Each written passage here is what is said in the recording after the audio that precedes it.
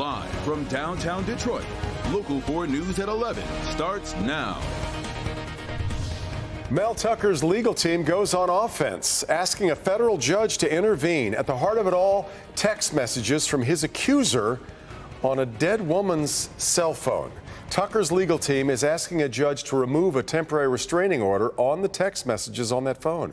It tops Local 4 News at 11. I'm Devin Skillian. I'm Karen Drew in for Kimberly Gill. The phone belonged to a dear friend of Brenda Tracy, who has since died. Our Mara McDonald is live downtown at the federal courthouse. Mara, Tucker's attorneys have the phone and the messages. Karen, they do, and they want to release those text messages. But lawyers for Brenda Tracy have argued, and these are their words, that these text messages were obtained illegally and that they could potentially have personal information about sexual assault survivors. Well, in what Tucker's attorneys filed today in the federal court system, they essentially say that's a bunch of hooey.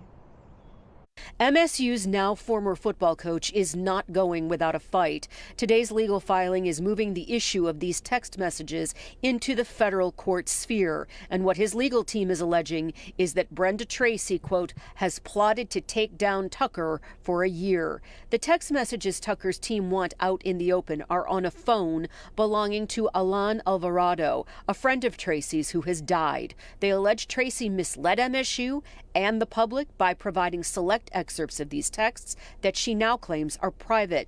At stake here is Tucker's reputation and about $80 million, the remainder of what was on his MSU football contract. As soon as the allegations against Tucker went public in USA Today, the university suspended him and then fired him 2 weeks later for cause, claiming he'd embarrassed the university and engaged in moral turpitude. Back here live, Tucker's attorneys are asking the federal bench for an expedited hearing in this case. If a judge grants it, that means we could potentially see this in court this week. We're live downtown tonight at the federal courthouse. I'm Mara McDonald, Local 4. So many twists and turns to this one. All right, thank you, Mara. Several Farmington Hills high school basketball coaches have been fired amid a sexual assault investigation. One of the coaches was fired for allegations of sexual abuse involving minors. Jacqueline Francis reports 3 coaches were fired for having knowledge of what was going on and choosing not to report it.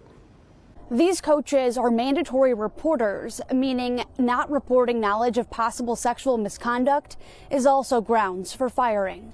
Farmington High School confirms firing one of its coaches over allegations of sexual abuse involving minors. The district also firing 3 other JV and varsity basketball coaches who apparently knew what was going on and never reported it. The investigation centers around what allegedly happened to a handful of Farmington High athletes outside of school hours in the city of Detroit.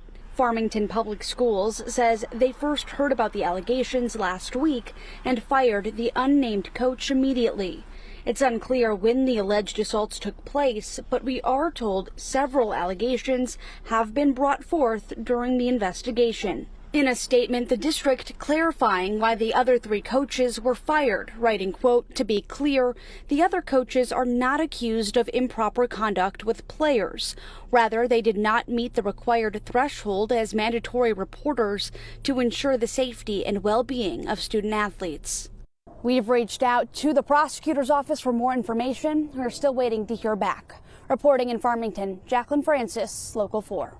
James and Jennifer Crumbley are making some new claims about why they should not be held responsible for the mass shooting at Oxford High School. In a new court filing, the Crumbleys say their son Ethan was not mentally ill, nor showing signs of a mental health crisis before the 2021 shooting. Now, they argue if their son knew what he was doing, they shouldn't be facing involuntary manslaughter charges for failing to get him help and for buying the gun used in the shooting. The prosecution actually agrees that the shooter was not mentally ill and used that as a reason he should be eligible for a sentence of life without parole. Crumbley's trial begins in January. Appropriate, timely, and correct. That's what a new report says about Michigan State University's response to last February's campus shooting. 25-page report prepared by security risk management consultants details recommendations to improve campus safety and response to crisis situations. But it did say overall the university's response was effective.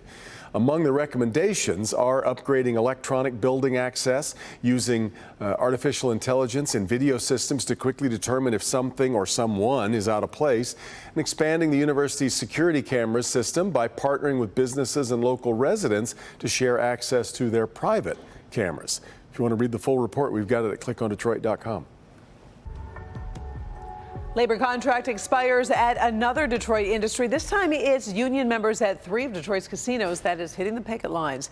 At noon today, union workers at Motor City, MGM Grand, Detroit, and Hollywood Casino at Greektown went on strike. Now, this comes after negotiations over the past month failed to produce a tentative agreement. Higher wages and lower health care costs are just some of the things union members are asking for. They hope their voices on these issues are heard. This just speaks to the frustration of all team members at all 3 casinos being overworked, underpaid, and then the threat of taking our health insurance is huge. All 3 casinos will remain open. Employees say managers will be filling positions at stations and bars on the casino floors.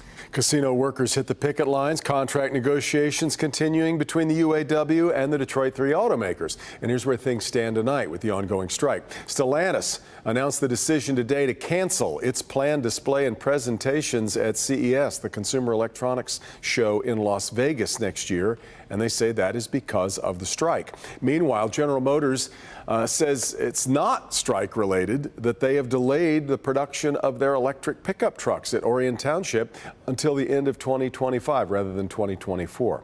And over at Ford, Executive Chairman Bill Ford Jr. wants this strike to come to an end. He says the real enemies here are the competitors, non-UAW companies like Tesla. Warren Mayor Jim Fouts violated campaign finance rules. That's according to an investigation by the Michigan Secretary of State's office.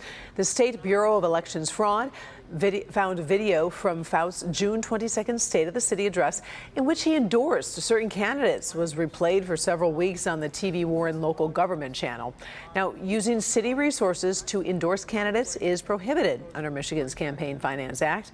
It is a misdemeanor, punishable by a fine of up to $20,000 or a fine equal to the amount of improper expenditure. Fouts is considered a repeat offender, as he was found guilty of doing the same thing with his 2016 State of the City speech. Warren will elect a new mayor next month. New horror in the Middle East today as the Palestinian Health Ministry says hundreds of people have been killed in a blast at a hospital in Gaza. The hospital was sheltering evacuees when it was hit. Israel denies its forces hit the hospital and says intelligence suggests it was the misfire of another militant group in Gaza. About 200 to 300 people died in the blast. President Biden is traveling to Israel in a show of solidarity during the war against Hamas as its military prepares a ground offensive. International pressure still building over the humanitarian crisis in Gaza. The trip will be President Biden's second foray into an active war zone this year. In fact, he traveled, you may recall, to Ukraine in February. The House of Representatives remains without a speaker. Ohio Congressman Jim Jordan did not receive the necessary votes from fellow Republicans to secure the speakership on the first ballot. Now the House is taking the night off to regroup. The second vote is scheduled for tomorrow morning, 11 a.m. Jordan was nominated last week to be Speaker. He needs at least 217 votes to win the speakership and only received 200 votes on the first ballot. There is a new challenger in the race for Michigan's 13th congressional district. Former State Senator Adam Hollier announced today he is challenging first-term incumbent Shri Tenadar. Hollier lost the race to Tenadar in last year's primary. He was elected to the state Senate in 2018, served one term in Lansing. 38-year-old Army veteran is stepping down as the director of the Michigan Veterans Affairs Agency to now focus on his campaign against Tenadar.